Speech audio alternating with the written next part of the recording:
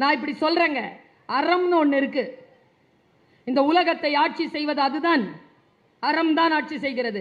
நீங்கள் அதற்கு என்ன பெயர் வேண்டுமானாலும் வைத்துக் கொள்ளுங்கள். இயற்கைன்னு சொல்லுங்க, கடவுள்னு சொல்லுங்க, பிரபஞ்சம்னு சொல்லுங்க, எது வேண்டுமானாலும் சொல்லுங்கள். அறம் தான் வாழ்க்கையை செலுத்துகிறது. அறத்தோடு வாழ்தல் என்றால் என்ன? இந்த கேள்விக்கு மட்டும் பதில் வந்துருச்சுன்னு வச்சுக்கோங்க.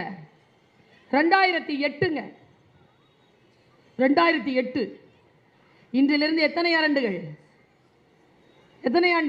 17 ஆண்டுகளுக்கு முன்னால் பேரிழப்புங்க. அப்படி விதிர்த்து போய் நிற்கிறேன், அழுறேன், கதறேன், சல்லா துணி போட்டுக்கிட்டு கடவுள்கிட்ட தான் அழுக. எனக்கு இது நடக்கலாமா? எனக்கா நடக்கிறது? எனக்கு ஏன் இப்படி நடக்கிறது? ரொம்ப ரொம்ப ரொம்ப ரொம்ப வேதனையில் எங்கள் அம்மா நான் அழுதுகிட்டு இருக்கிற நேரத்தில் நான் தொழுகை முடிச்சுட்டு வரட்டோன்னு பார்த்துட்டு வந்த உடனே ஒரே வார்த்தை தான் சொல்லுச்சு. நீங்கள் எல்லாரும் தெரிஞ்சுக்கோங்க, சில வார்த்தைகள் அப்படித்தான் வரும். நீங்கள் அறம் சார்ந்து இருந்தால். அம்மா சொன்னாங்க, அழாத, அழவே அழாது. நீ உண்மையானவளா இருக்கிற அப்படின்னா யார் உனக்கு இந்த துன்பத்தை தந்தார்களோ அவர்களை இறைவன் உனக்கு முன் சோழி போல் கொண்டு வந்து போடுவார்.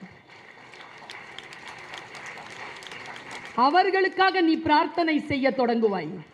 அப்போ சொல்லுவ, கடவுளே நான் இப்படி ஒன்றும் சொல்லலையே உங்ககிட்ட, இந்த அளவுக்கு பரிதாபகரமா அவங்கள கொண்டு வந்து என் முன்னால நிறுத்தி இருக்கியேன்னு. அவர்களுக்காக பிரார்த்தனை செய்யும் காலம் உனக்கு வரும் என்று என் தாய் சொன்னால் 15 ஆண்டுகளில் அது வந்தது. காலம்